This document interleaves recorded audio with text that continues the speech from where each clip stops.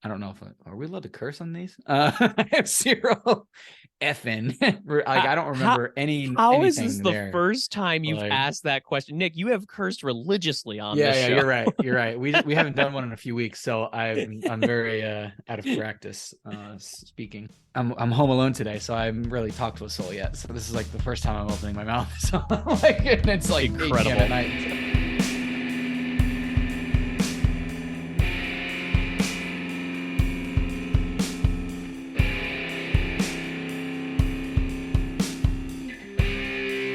Hello and welcome to May the Review Be With You with Nick and Joe. I'm Joe.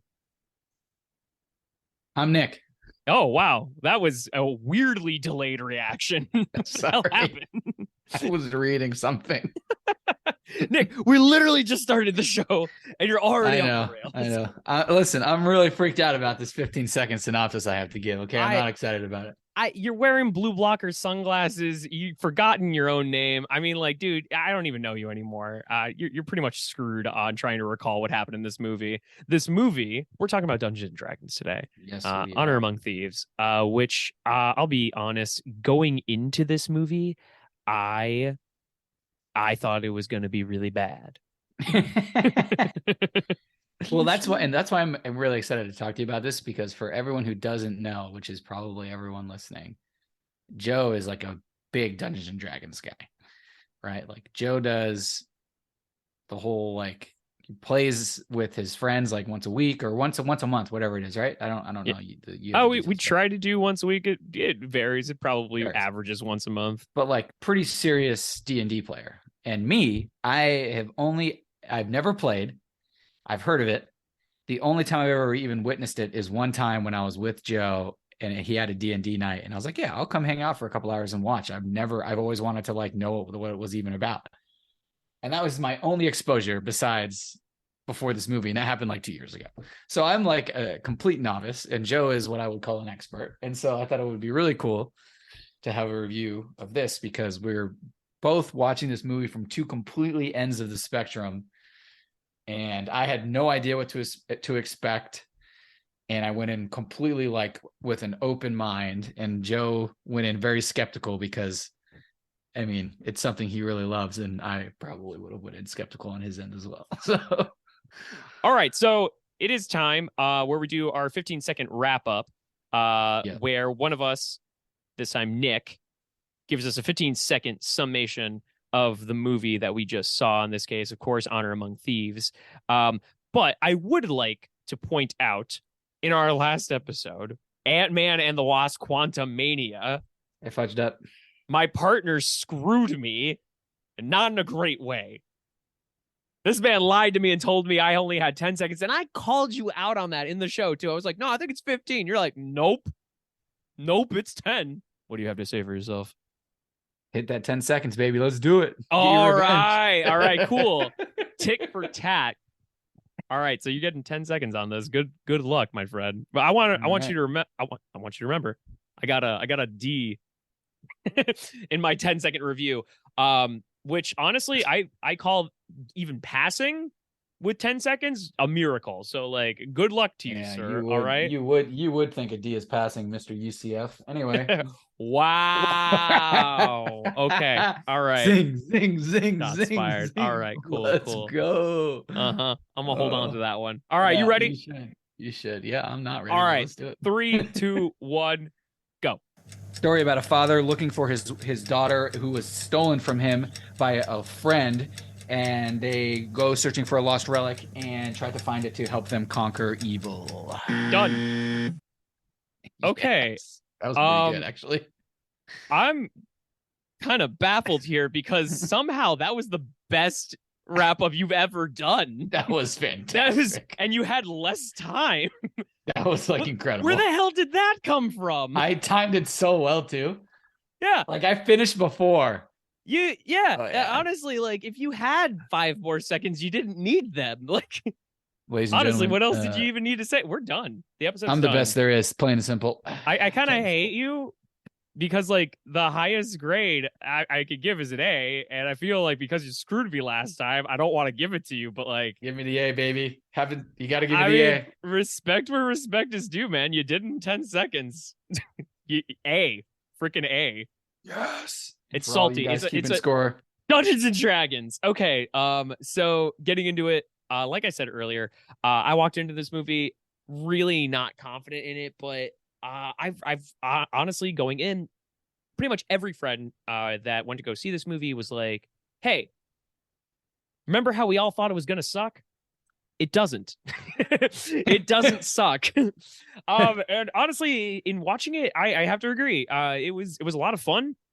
I pretty much just had a good time throughout the entire film, and I think, and we'll go over like the story and everything, but just to like encapsulate the film itself.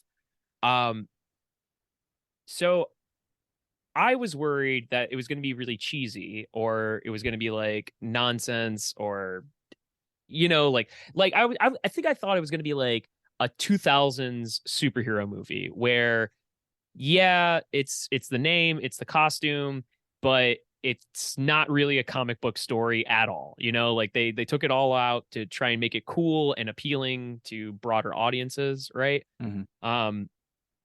And that wasn't this really. It was pretty true to, I hesitate to say lore, but yeah, it was true to lore. And you know what the best part about this movie was, Nick?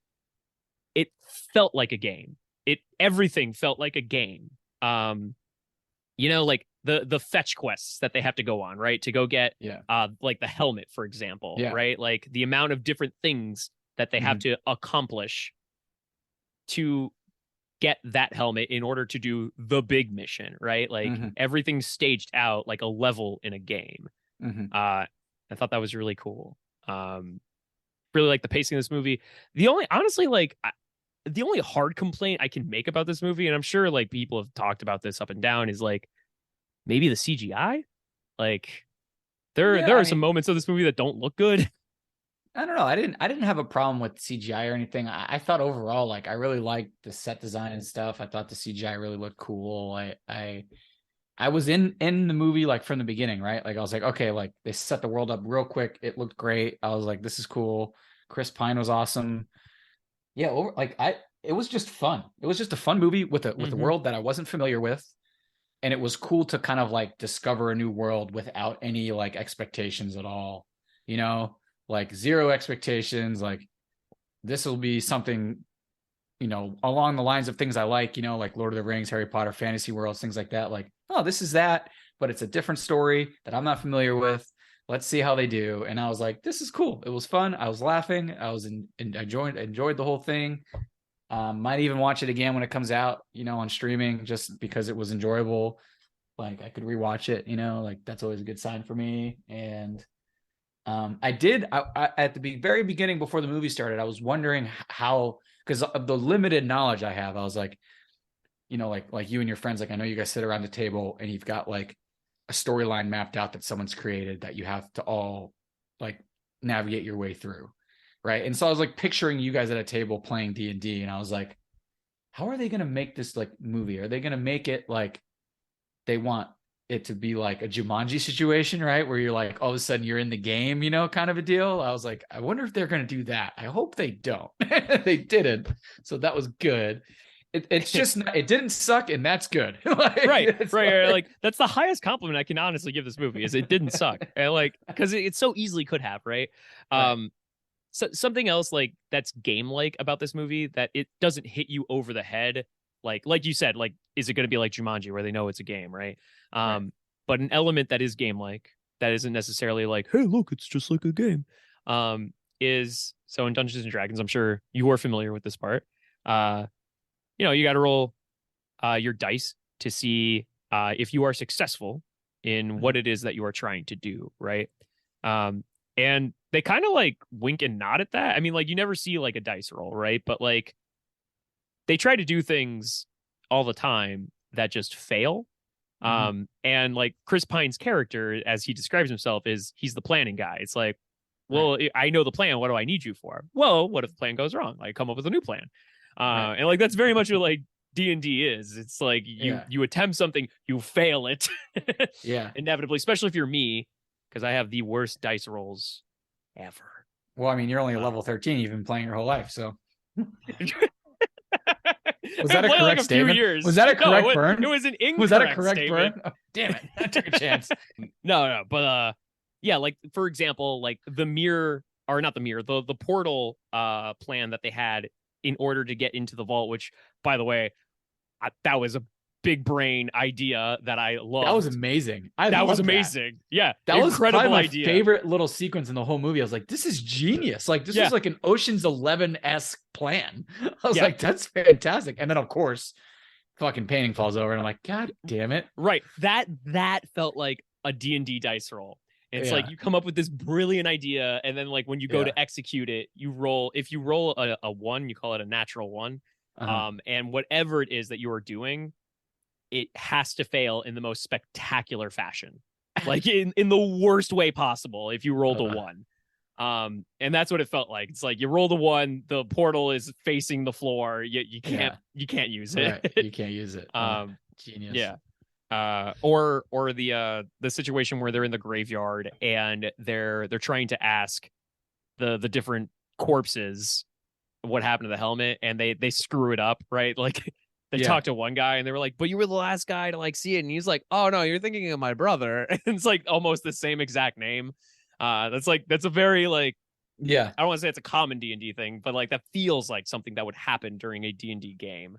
Yeah. Like some player made that mistake, you know? That's cool that, like, because now that you're mentioning it, I'm becoming more aware of all like the intricacies and all of like the things that they planned that didn't go right, which is like basically the whole theme of the whole movie, right? Like none of it worked out until it did, right? Like, and they pulled it off. And and based on what you're saying, it feels like they could have gone either way with the ending, right? And it sounds like they chose to make it a happy ending, basically, like, but they could have done it the other way, and it would have also been D&D-esque, and right, like, because it doesn't honestly always work out. So yeah, the first campaign I ever played, we lost and we all died. Yeah, so like they could have done that, right? But I think it was good they didn't, and in a way they still didn't fully win because they didn't reach the ultimate goal of bringing back his wife. So technically, it was like almost like a wash. It's a wash. Maybe, I don't know. I don't know. You know, maybe they really wasn't not a full W. Maybe it was a lowercase W. Anyway, let me ask you, as someone who you know, you were saying you don't really know D&D, didn't know too much about it. Was there any part of the film that felt like it went over your head at any point, or you're like, oh, is that like an Easter egg? I don't know. Or did it feel like this was pretty accessible to a newcomer? No, but it was very accessible. Like, and I think that's one of the reasons I enjoyed it so much, because like from the beginning, they did enough to set the world up for me where like I was in it, and anything they said and anyone they introduced, I was like, cool, that's another thing that happens in this world. Cool, that's another thing that happens in this world. Like, I mean, the title is Dungeons and Dragons. Like, if there's a dragon, everything else is on the table, right? Like, so, and that's kind of like what I kind of took from it. And yeah, like I didn't have any. There might have been a couple moments during the movie, but I don't remember them now, where I was like, oh, I wonder if that's like kind of an Easter egg type thing. And it might have just been like when they were giving a little bit more details about, is it the Harpers? Is that the right term? Right? Yeah, like, yeah, that's correct. Like, yeah, they kind of went down some a little bit more details once they met that other Harper, who was like an incredible fighter or whatever. Oh, like, the paladin. Yeah, paladin. Yeah, when they met him, I was like, oh, because they were getting a little bit more detailed about some stuff, and I was like, I wonder if any of this is like important / like Easter eggy for people like you. But I don't know if that's even true. A little, like, because like there are lots of like stories to D&D, right? And you can choose what happens within them, right? So it's kind of hard to like necessarily reference a specific story moment, because you know the whole point is to create your own story, right? But there are things of lore, right, that are permanent staples, like the city of Neverwinter, right? Like as soon as they referenced that, I was like, yeah, that's a classic D&D city. They mentioned like a beholder at one point.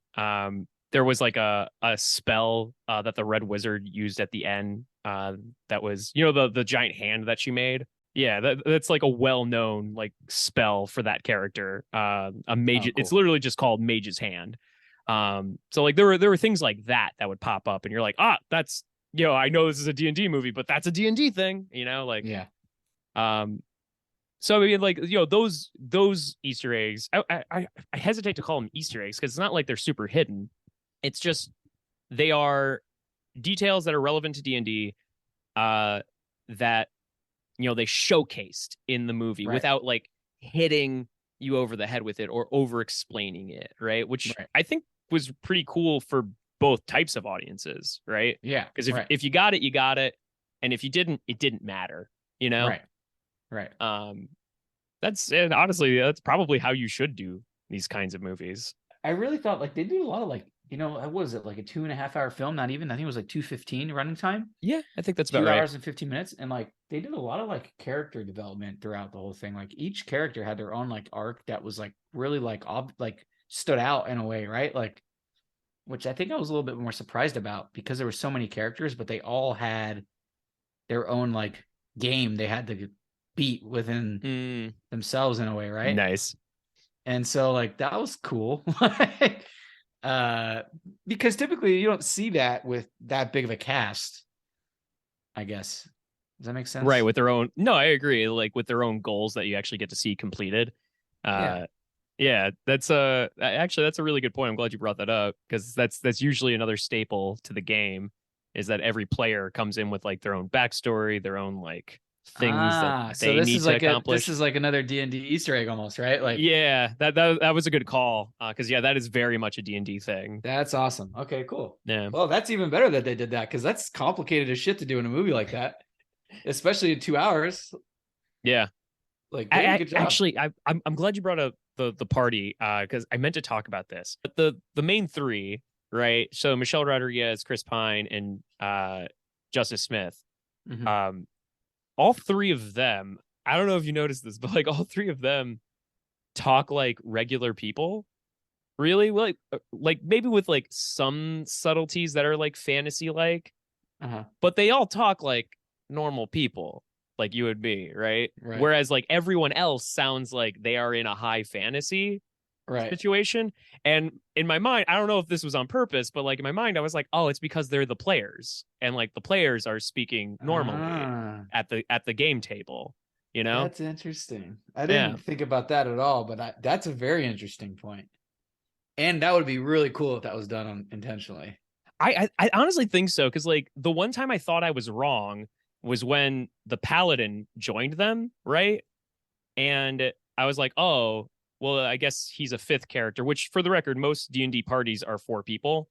Um, Got it. so like the fifth character comes and like he speaks in very high fantasy, and I was like, oh, maybe I was wrong. But then he ends up leaving, and I realized, Right. okay, he wasn't one of the player characters. He was a guide to Right. help the player characters, which does happen a lot. Um, so like once he left, I was like feeling a bit more confident about it. I was like, okay, no, I think this is intentional. I think they're supposed to sound like normal people. Um, which I really love that directorial idea. Like, because like it's a D&D movie. You don't need to do anything overly complicated for this, and that's just a neat detail if that's true. Yeah.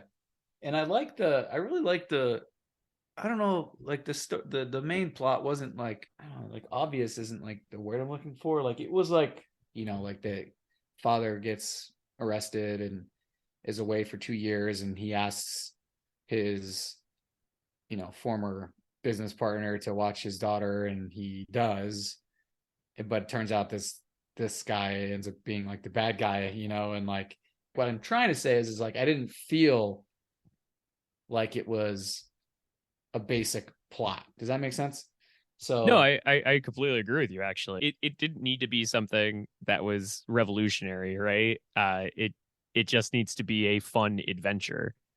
Which, funny enough, yeah, like like with this being a Dungeons and Dragons, you said this actually earlier, and I agree with you. With this being a Dungeons and Dragons movie, it honestly feels. I mean, it is very fantasy, right? It's very fantasy. There's magic, there are creatures, but this movie feels more like an Ocean's 11 movie then it feels like a fantasy movie. You Yeah, know what there I was. mean? Yeah, it was like, yeah, it was yeah, it was just it was a It's a movie about heist. It's a thieving. It's heist a heist. movie. It's a Yeah. heist movie. Thank you. Yeah, it's That's a what I was trying heist. to say. I couldn't think of the word heist. Yeah, it's a heist movie. It just happens to be in this fantasy world, and it was cool. And that's probably why I really enjoyed it, because I love movies like heist movies. I fucking love them. Mm. Like, the ones that are done well are really fun. So You know, that's actually why I got worried about the last act of this movie, which, by the way, this movie had like 5 acts, which, like, yeah, for yeah, Western films, that's really weird and unusual. Um, but the last act comes in, and it's an apocalyptic situation, yeah. and I was like, oh no, this is gonna be like Suicide Squad or something. Oh Like, this is God. gonna be Oh really yeah. lame. And honestly, it wasn't. Like, it's a quick, short battle that isn't like overly done.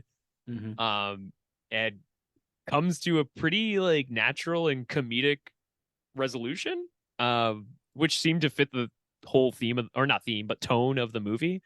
Um, yeah, I liked that it wasn't like this like big like Marvel-esque battle that they had to like blow their whole budget on, right? Hmm.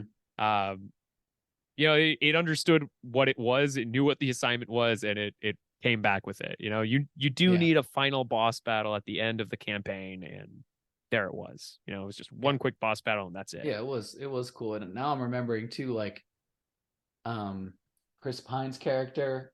What Ed, was his name? Ed. Ed, He yeah. he he.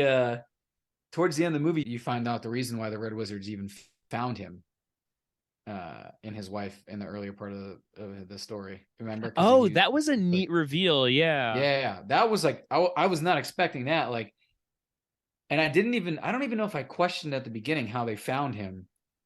I just assumed that, like, because they were wizards, they could figure out where he lived, and You know then what's funny? I think I did the same thing. so it's like they didn't even need to reveal that, really, because I was kind Yeah. of like just figuring that it was okay, but they did, and it was cool, like how they did it, because he was still growing as in his own character, and that was like his almost his final stepping stone of like admitting out loud, like, that it was all his fault. The fact that, you thought you got this complete memory, and there's like not a Yeah. hint that Right. memory's altered at all. Right. Um, and like you said, like it could have just been, oh, magic, duh. That's how the wizards found them, like, Right. obviously. Yeah. um, but no, yeah, it's actually a direct implication of something about him. And like I'm glad that they decided to go with that, because like they did hint that, like, early in the film, right? The whole reason why we saw the memory originally, hinting that he's always kind of had his eye on Right. wealth, right? Right. Um, but what did it cost him? So that is cool. And it does add to the fact that, yeah, this is a flawed character. He's not just getting cheated by Hugh Grant. He is Right. flawed. Um, so yeah, that was a neat story choice. I did enjoy that. I'm glad you brought that up. Yeah. As far um as characters, let's talk about characters. So we were talking about Chris Pine, Ed. Um, Talk to me about Chris Pine's performance. What'd you think of it? oh, I thought it was solid. I think he did a good job. I don't think it was definitely, I'm sure if you ask him, it's not the most complicated role he's ever had. I don't think, like, it felt. And now that you've already brought up the fact that, like, maybe they were supposed to be the players, it makes it maybe even more like of a relaxed role in a way, because it's almost Mhm. like he is just He's speaking. just Chris Pine. He's just Chris Pine in some cases, right? Like, which is kind of cool to think about that. Like, it didn't seem like there was really like any major like breakthrough performance type thing needed from anyone, really.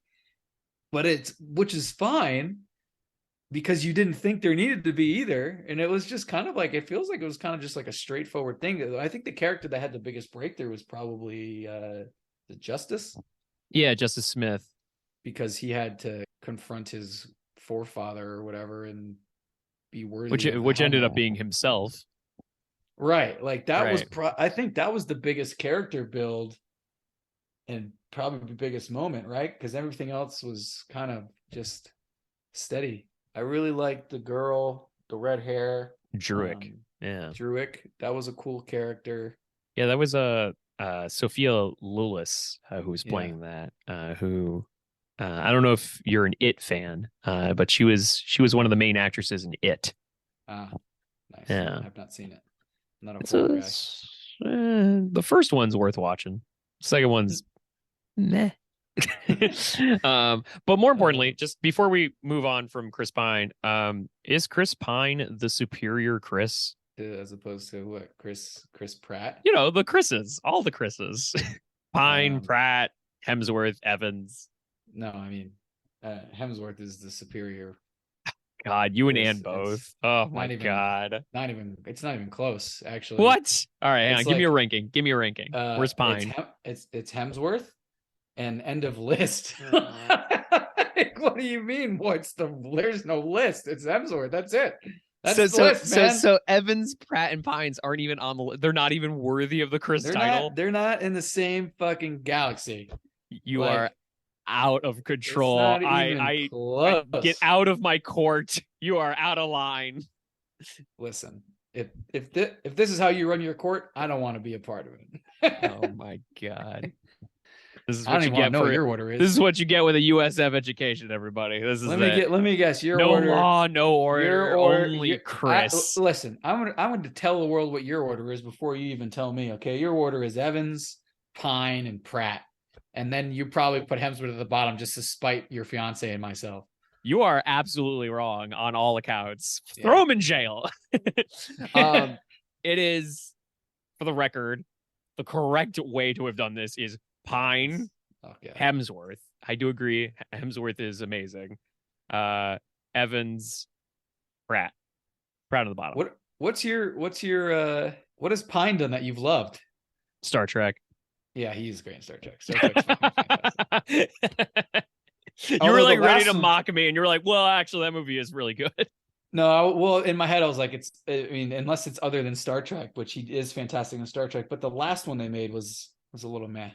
Yeah, no, agreed. I was referring to the first, yeah. Well, specifically the first one with Chris Pine, but the second one's pretty good too. He's also in a movie called Contract Man. It's pretty good. The movie is fine, but like he is great in it. Anyway, I'm getting off topic. Right. I respect the fact that you are a Hemsworth stan. How dare you not even put Pine on the list? It was more for comedic relief, but all right. Give me a real list. Give me a real list. Hemsworth. It's tough between Pine and Evans. Probably Pine, then Evans, then Pratt. All right. We're in agreement then. Pratt's on the bottom, so where he belongs. Pratt. I like Pratt, but he strikes me more as a guy. He strikes me more as a guy who got really lucky with what's the show called? Parks and Rec. With Parks and Rec, and then somehow got cast as a superhero and was able to just work out 3 times a day and get absolutely jacked. But like, that's not really who he is. You know what I mean? Like, so like, Anyway, we're off topic again. Michelle Rodriguez. Because seeing her cast in this movie and thinking it was going to be like kind of lighthearted, I'll admit I'm not super familiar with Michelle Rodriguez's like overall career. I only know her from The Fast and the Furious and of course Lost.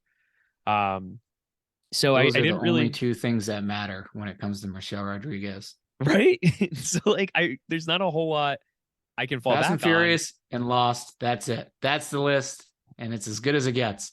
I mean, let's talk about a peak acting career, okay? Michelle Rodriguez's acting career is like this. This is the top of the line. Top. It's just straight across at the very top. As good as it gets at the very top, and it's just consistent greatness. Fast and Furious 1 through 100 and all 100 seasons of Lost. Incredible. I love that you already added 90 more Fast and Furious movies to that list. Listen, the people have decided that they're not going to stop going, so they're not going to stop making them. Do you remember ABC cut her from Lost because she got a DUI? No, I didn't remember that at all. Yeah, that's why they cut her. ABC sucks. What a laughable mistake that was. But like also like you said, outside of Lost, I really don't know anything about Michelle Rodriguez's like acting abilities. And watching her in this movie was really, oh, I mean, like the whole movie's fun, but like watching her was a lot of fun because like that's not the kind of character I associate her with, Right. and she was funny. Yeah, she She was could great. really bring it. She really kind of reminded me of like Dave Batista's Yeah, yeah, Drax. You know, yeah. there was a little bit of that, but she pulled it off. She made it her own.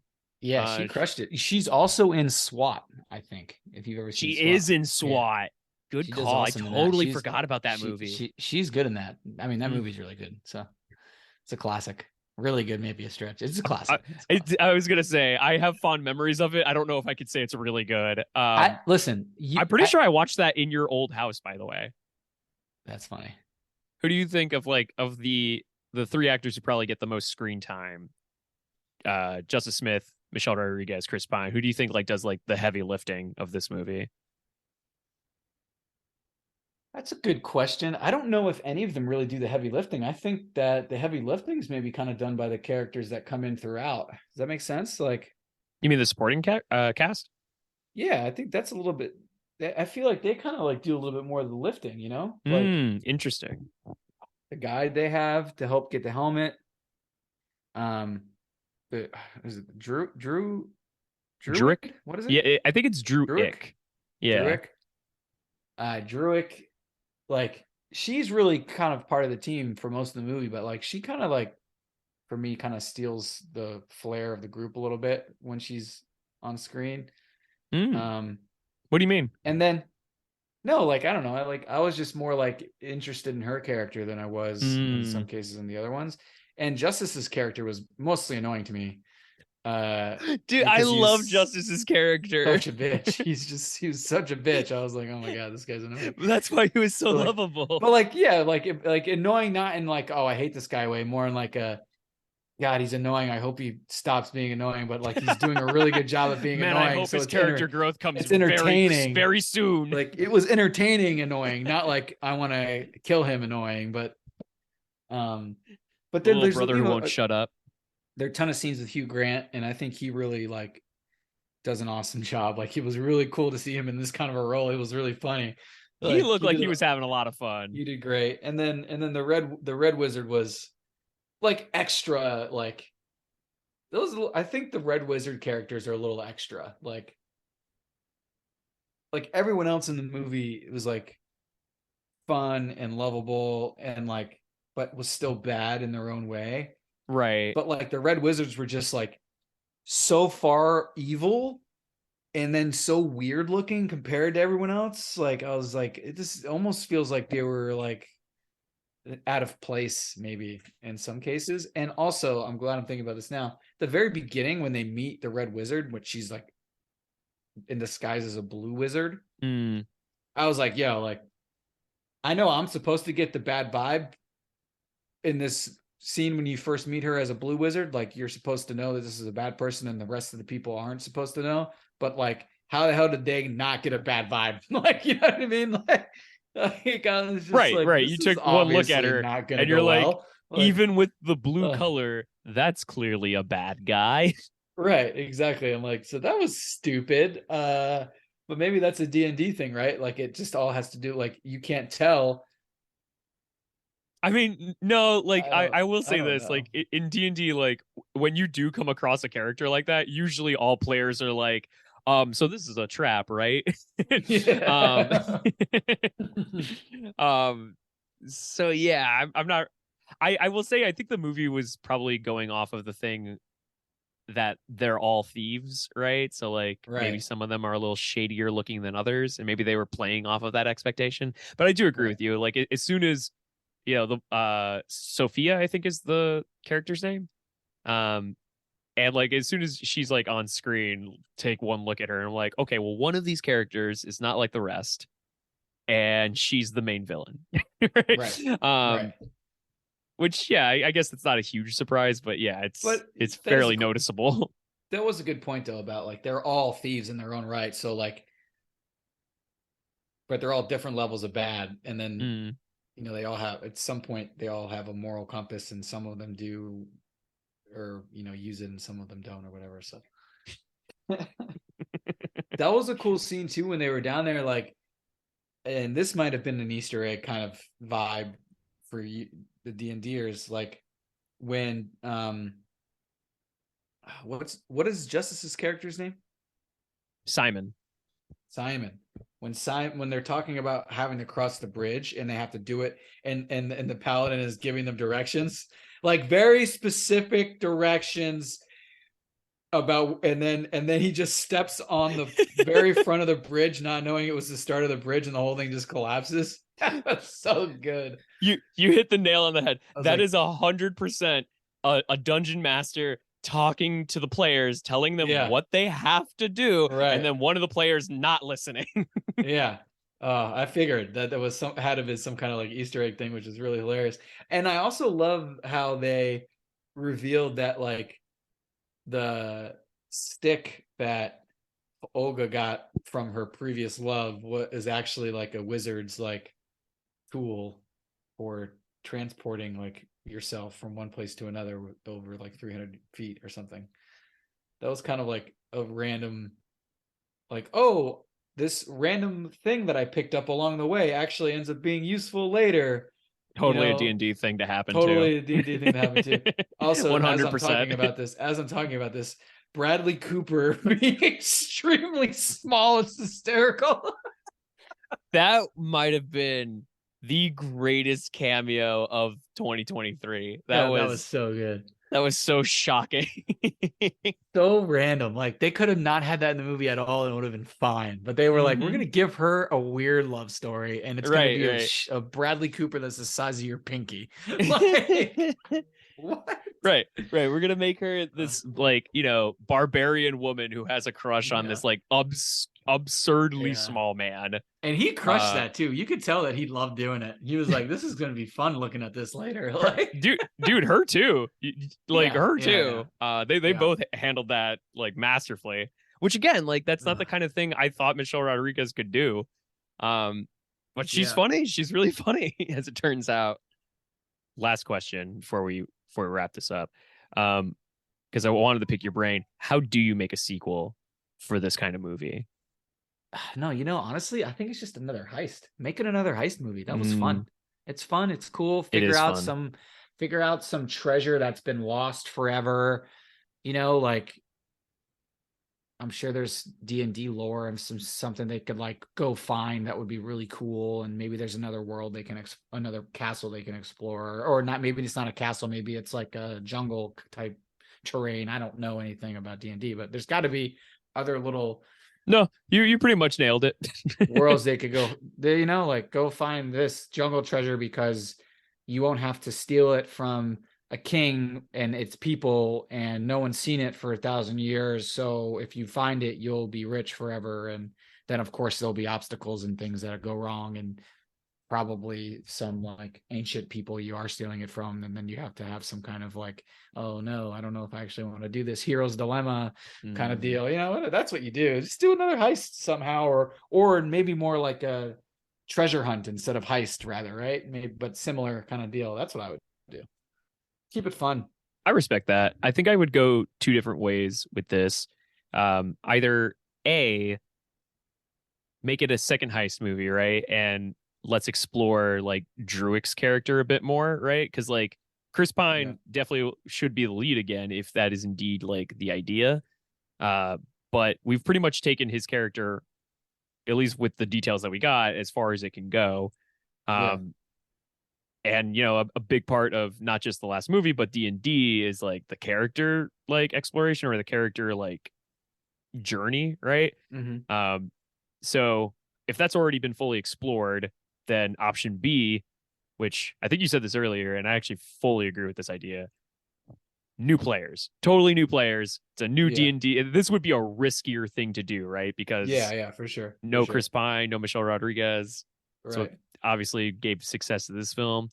But you know what? It's D&D, baby. Roll the dice. Yeah, uh, New characters. Don't make it a heist movie. Make it a, I don't know.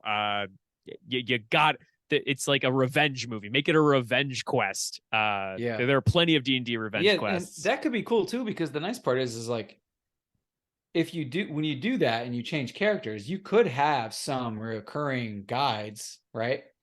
That which is is true. There's no which is reason you cool. can't. You can have some recurring guides, but you have new players, and like if it doesn't do as well, it doesn't matter because those players aren't coming back next time because you've already established Excellent that point. the next time they make one, it's probably going to be new players. So you kind of get into this groove where it's like, hey, anytime it feels like the world needs a D&D movie, you just write a script and you cast new people. I love that there's someone out there that's like, you Like know what the world needs right now? another A D&D movie. D&D movie. Yeah.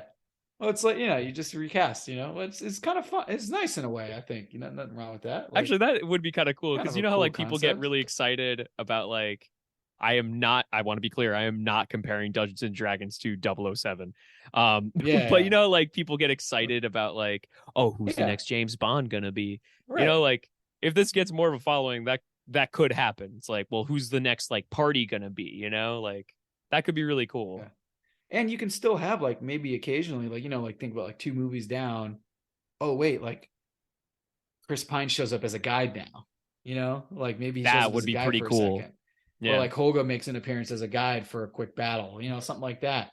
Mm-hmm. This is like cool. Then you have Easter eggs for movie watchers and D&D players. Dude, It's that not that just actually sounds like a strategy for like a really cool franchise. all right. Anyway, so D&D out of 5, like 3.8. Solid movie. I'd watch it again. No, nothing to. I'm not gonna like call all my friends and tell them they have to go to the theater, but I'm also not going to tell them don't see it. So it was good. I hate to do this 2 episodes in a row, but I'm actually gonna agree with you on a 3.8 because like it's not quite a 4, right? It's not Yeah, it's just quite not a 4. there. Like, But yeah. like I don't wanna go any lower than that either because Yeah. like it's not trying to be Lord of the Rings, it Right. knows what it is and it does that thing really well, Right. Yeah, like Um for me, like 3.5 to 3.99 is like it's a solid film. It's like no notes, like cool, it's no enjoyable. I'll notes. watch it again. No notes. I'll watch it again. And below a 3.5, I've got some things to say. Above a 4, we're talking like gonna watch this movie 5 to 10 more times in the next year. Like Yeah, it's some fucking that you legit. can get really Like, excited about. yeah, but this, 3.5 to 3.99 is a respectable score, and that's a review. Solid. All right. On that note, I think we're going to bring this to a close. If you haven't seen it, go watch it. It's a lot of fun. Go play D&D too. That's a lot of fun too. But that is May the Review Be With You with Nick and Joe. Thanks for joining us, and we'll catch you next time. Peace.